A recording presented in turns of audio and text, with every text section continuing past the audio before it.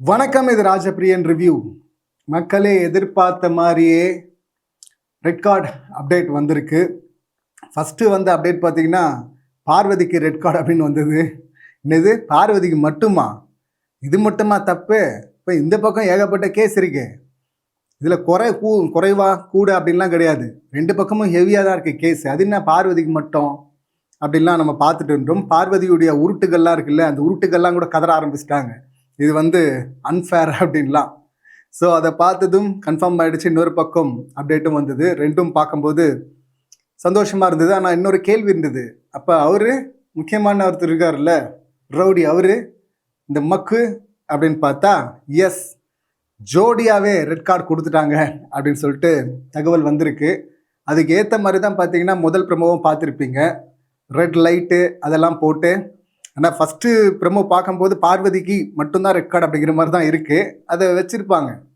அப்படி ஒன்று மொத்தமாக சொல்லிட முடியாதுல்ல, ரெண்டு பேர் அப்படி சொல்லிட்டு. ஃபஸ்ட் ப்ரமோவில் ரொம்ப கிளியராக இருக்குது.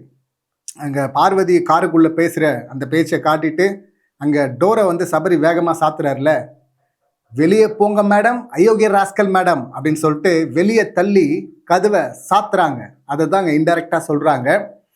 நம்ம என்ன வேணா பண்ணலாம், வாய் இருக்கே, பேசி சமாளிச்சிடலாம், நியாயப்படுத்திடலாம். இங்கே நடந்துச்சு, அங்கே நடந்துச்சு.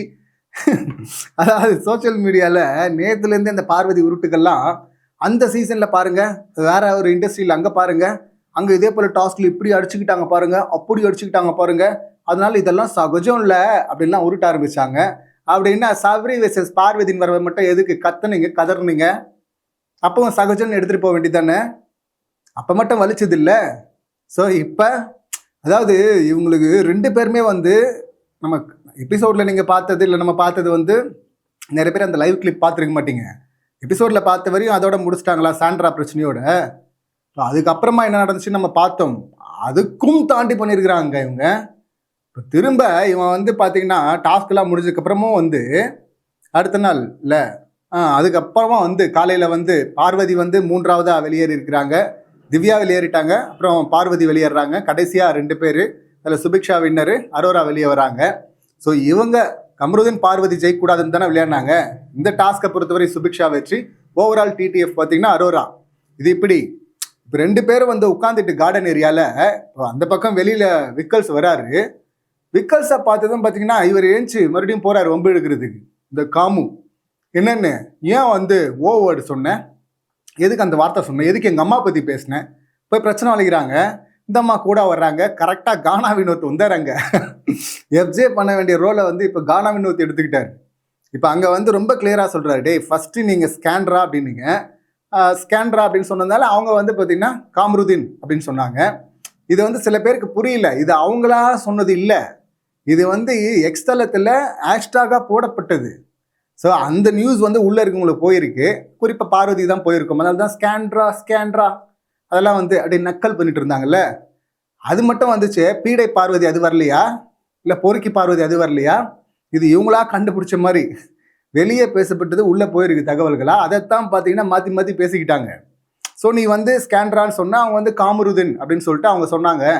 அவ்வளோதானே டான்னு சொல்லும்போது உடனே அங்கே வந்து கட் பண்ணுற மாதிரி அந்த கமருதீன் இருக்கார்ல, காம்ரு, அவர் வந்து பார்த்தீங்கன்னா போதுண்டா விட்றா மச்சான் அப்படி சொல்லிட்டு காலில் ஊரண்டா அப்படின்லாம் சொல்ல, உடனே பார்வதி வந்து தலையில் அடிச்சுட்டே வாடா நீங்கள் என்ன பேசுறது அப்படி சொல்லிட்டு இழுக்க கானா வினோத்துக்கு சுருன்னு ஆயிடுச்சு. நீ பேசாத அப்படின்னு சொல்ல இவங்க கத்த, அவரு கத்த, அவர் ரொம்ப க்ளோஸாக வந்துட்டார். என்ன ஏ அப்படின்லாம் சொல்லிட்டு வர எஃப்ஜே மாதிரியே இருந்தார் பார்க்குறதுக்கு இப்போ. ஸோ அப்படி வர இவங்க வந்து புஷ் பண்ணி விட, அவர் வந்து கையில் இவங்க கப்பை இதை வச்சுருக்க அதை தட்டி விட. ஸோ அந்த அளவுக்கு பார்த்தீங்கன்னா பயங்கரம் போயிடுச்சு. அதுக்கப்புறம் இழுத்துட்டு போகிறாங்க. இவங்க அப்படியே கிடைக்கிற கேப்ல போய் குத்த போகிறாங்க. இவங்க அவரும் பார்த்தீங்கன்னா தட்டி விடுறாரு. ஸோ ரொம்ப உச்சகட்டமாக முதலாகுது. இது மட்டுமே இல்லைங்க, அடுத்து பார்த்தீங்கன்னா இந்த ரெண்டு பேரை பார்த்து சாண்ட்ரா ஓடி ஒழிஞ்சிட்டாங்க, வரவே இல்லை. இன்னும் பயப்படுற அளவுக்கு அப்படி நம்ம என்ன பண்ணோம், நான் நேராக டாஸ்க் முடிஞ்சதும் சாண்ட்ரா பார்க்க தான் போனேன் எப்படி இருக்கான்னு சொல்லிட்டு போய் பார்த்து அவங்க என்ன சொல்லணும், இப்போ வாமா பார்வதி சூப்பராக கேம் ஆனியாம்மா, நல்லா இருந்துச்சாம்மா, சூப்பர்மா, நீதாம்மா சிங்கப்பெண்ணு அப்படின்னு சொல்லணுமா?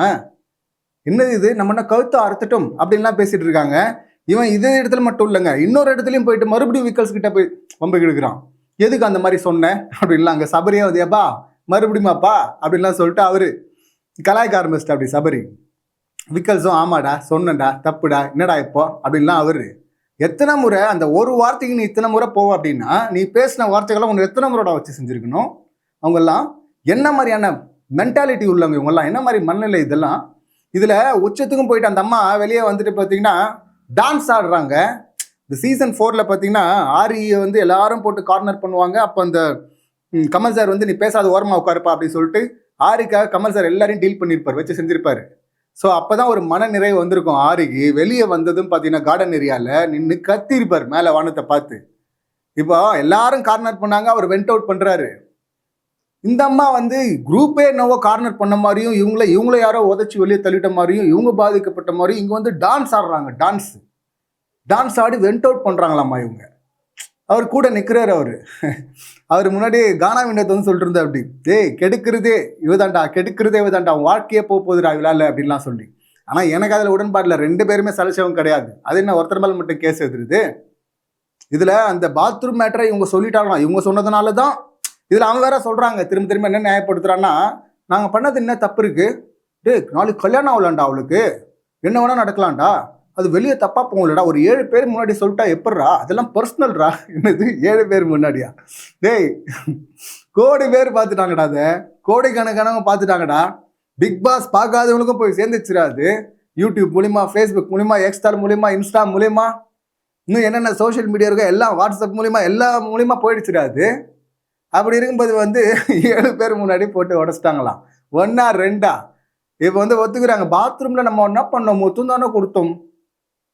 அது மட்டுமா பண்ணுங்க, எத்தனை ஆரம்பத்திலேருந்து இதில் பேட் டச்சுன்னு வேற மாற்றிலாம் உருட்டிக்கிட்டு இங்கே வந்து இவ்வளோ மோசமாக. இதில் காரில் இருக்கும்போதே பார்த்தீங்கன்னா இவங்க வந்து தப்பு நீங்கள் பண்ணது அப்படின்னு சொல்லிட்டு பேசிகிட்டு இருக்கிறாங்க. கடைசியாக 3 பேர் தான் இருந்தாங்கல்ல, பார்வதி, சுபிக்ஷா, அரோரா இருக்கும்போது அவங்க 2 பேரும் வந்து தப்புன்னு சொல்லும்போது, என்ன தப்பு, எட்டி ஓச்சதா, நான் நேற்றே உங்களை எட்டி தானே ஓச்சேன், உன்னை ஓதிச்சேன், சாண்ட்ரா ஓச்சேன், அரோரா ஓச்சேன், எல்லாரையும் தான் எட்டி ஓச்சுன்னா ஒரு 2 ரூபாய், நீ ரெண்டுங்கிற மாதிரி நான் எல்லாரையும் தானே உதைச்சேன் அப்படின்ட்டு இருக்குங்க. இதில் நான் கடிச்சேன் அப்படின்ட்டு இருக்காங்க அவங்க. இதில் என்ன பெருமை, இதுக்கு கழுத்தை பிடிச்சி வெளியே தள்ள வேணாம், எல்லாரையும் தான் நான் உதைச்சேன், அதனால் இப்பயும் உதைச்சேன், நியாயப்படுத்துறத பார்த்தீங்களா. இப்படி வந்து இதில் வேற டிஸ்கஷன் வேற 2 பேரும் நம்மளை பார்த்து இப்படியெல்லாம் ஓடுறாங்க. இல்லை இவங்க பிளான் பண்ணுறாங்க, நாளைக்கு நம்ம என்ன பேசலாம், வாய் இருந்தால் உருட்டிடலாமா, இது எல்லாத்தையும் பார்த்துட்டு சும்மா இருப்பாங்களா. இப்போ நான் சொன்ன விஷயங்கள்லாம் இதில் ஃப்ரைடே எபிசோடுன்னு போடுவாங்களா, அதில் போடக்கூடும் பாருங்க. எவ்வளோ மோசமாக எவ்வளோ விஷயங்கள் பார்க்க அப்படியே கடுப்பாகுது. இவ்வளோ தூரம் பண்ணிட்டு விக்டிங் கார்டு மாதிரி இவங்க எடுக்கிறாங்க. விக்டிங் கார்டு எடுக்கிறாங்களா, இப்போ வந்து அழுவுறாங்களாம். அது ஒரு நடிப்பு வேற சீனு. உன்னை டார்கெட் பண்ணாங்களா இங்கே எல்லாரும். எவ்வளவு மோசமா இருக்கு. திரும்ப அவன் போயிட்டு கேட்டு எங்கள் அம்மாவை பேசு. எத்தனை பேரடா பேசுன நீ, எத்தனை பேரை பேசுன. இவங்க எவ்வளோ கேவலமாக பேசினாங்க. இதில் இருக்கிற பார்வதி அம்மாவும் பாவம் இல்லை, அவங்களையும் பேசியிருக்காருல்ல இவரு. இப்போ 2 பேரும் சேர்ந்துக்கிட்டு இந்த அம்மா இவங்கெல்லாம் எங்கேருந்து கேஸ் எழுதுது, அவருக்கு கையிலேயே வந்து ஹார்னின்னு எழுதுனவர் தானே அவரு.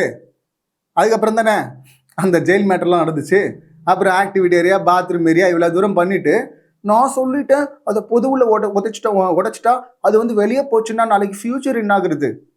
இப்போ சாண்ட்ரா சொல்லி தான் இது ஊருக்கே தெரியுமா. கொடுமை.